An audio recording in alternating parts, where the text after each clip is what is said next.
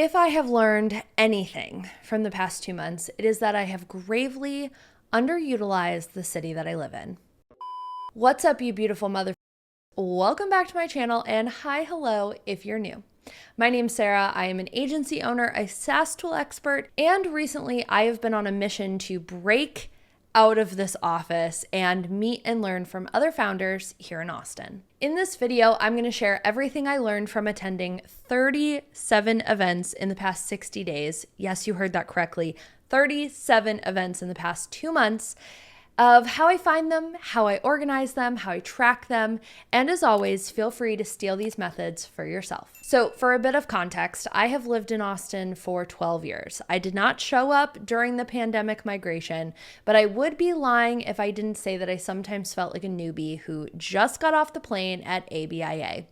The start of my career was spent in a very, very small nonprofit bubble, so much so that I didn't even really know that the startup entrepreneurial world existed. I had never heard of Capital Factory, and more so, I didn't really understand just how much of an incubator Austin is. And so shortly after I started freelancing, COVID also hit. And so I spent all of my time in Facebook groups and online communities.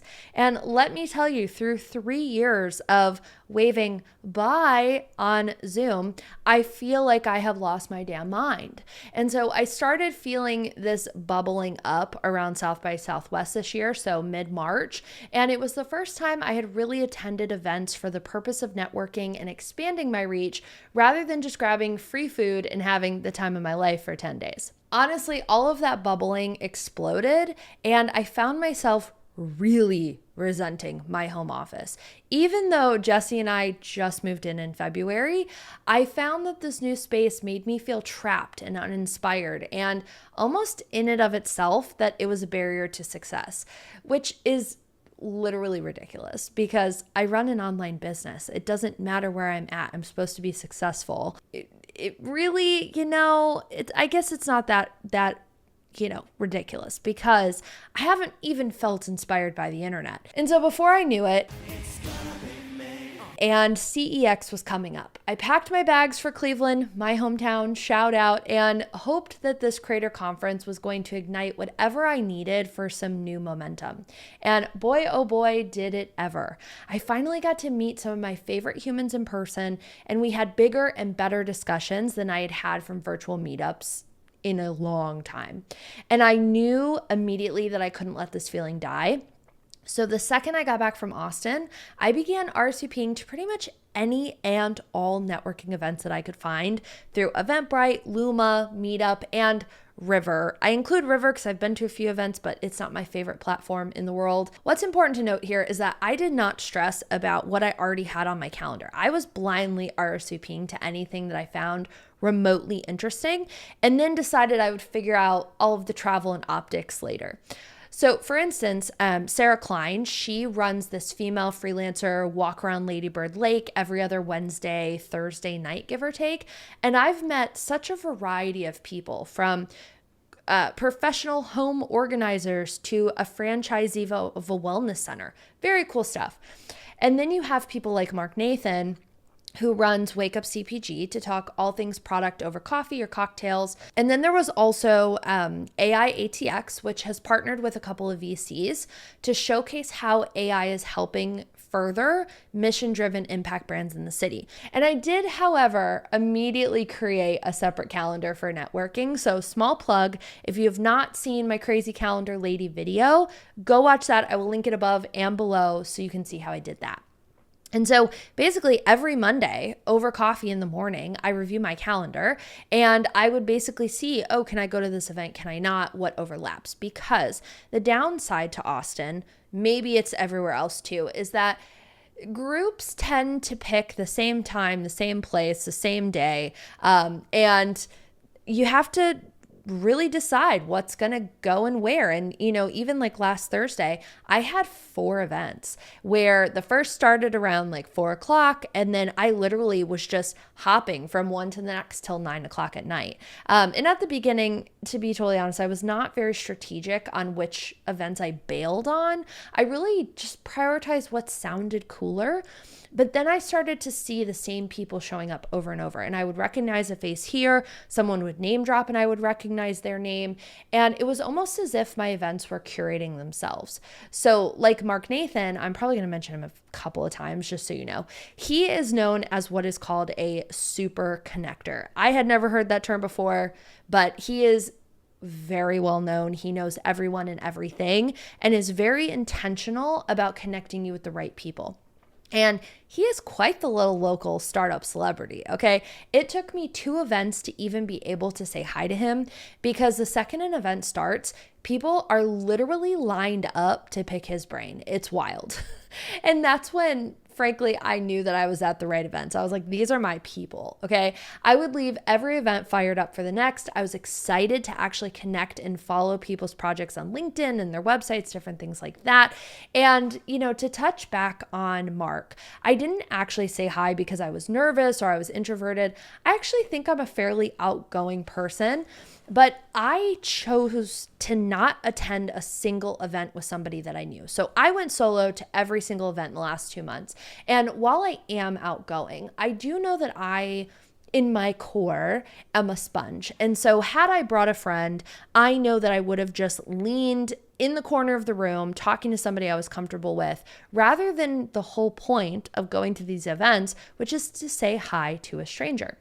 But I also understand that some of us in our squad is not like that. And so if going to an in-person event feels incredibly overwhelming, what I would recommend is find activity-driven things to attend. So for instance, one of the best groups that I am now a part of, I've been to a couple of their events, is called the Facilitator Lab. It's hosted by a company called Voltage Control. They have several meetups kind of across the US. You just have to go on their site and look, but they're based here in Austin. And so they were hosting an event at the new Miro office downtown, which Miro took over from Atlassian. I had been to Atlassian's office several times. So selfishly, I was like, oh, I need to go see what this new office looks like.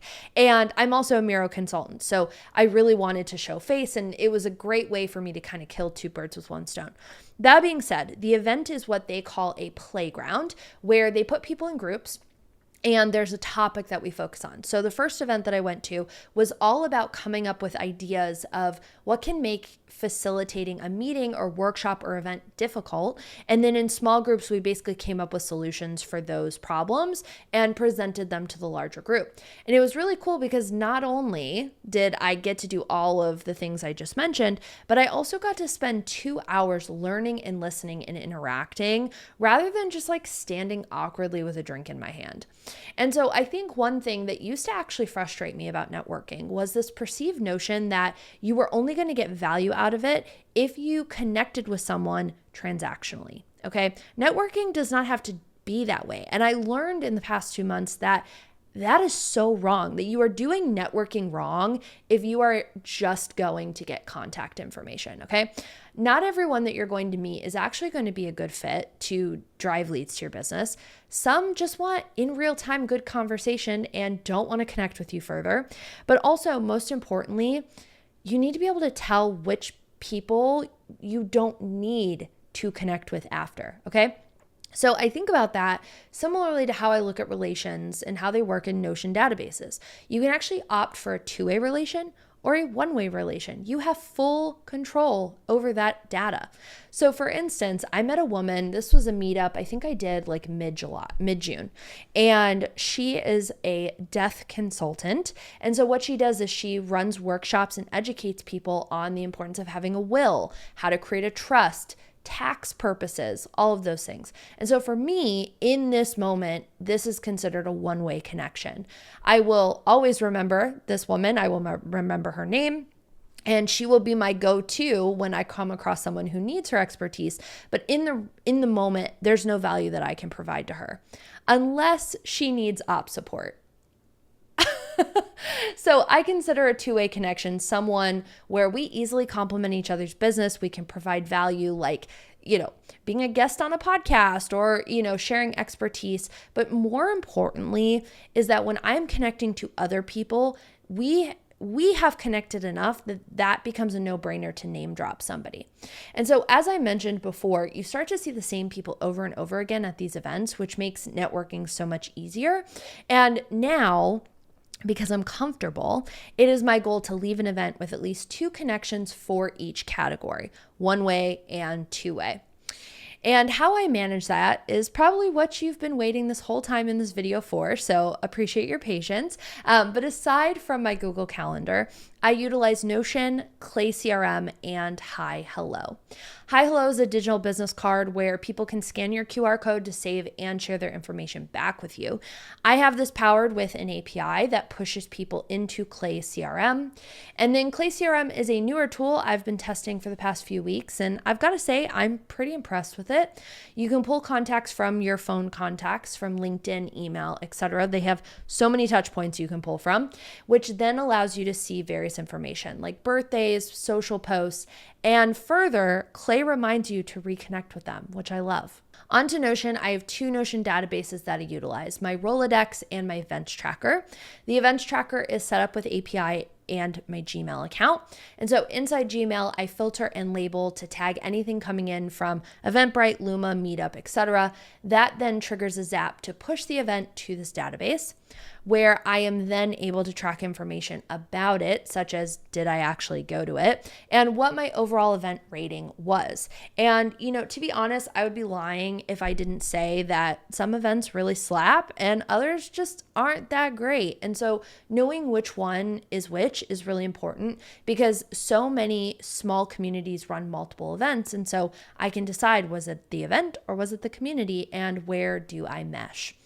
Lastly, my Rolodex is connected to Clay CRM and auto adds my contacts from one to the next in real time, which I then am able to connect back to the events I met someone at. And excitedly enough, you now have access to this integration. I got a little bit of a preview, but now you can have it too. So if you want to give Clay a try, their team has graciously given me the ability to give you an extended 2-month free trial in the description below. Okay, so final thought. So after attending 37 networking events in 60 days, there's a few things that I have learned from going hard AF, okay?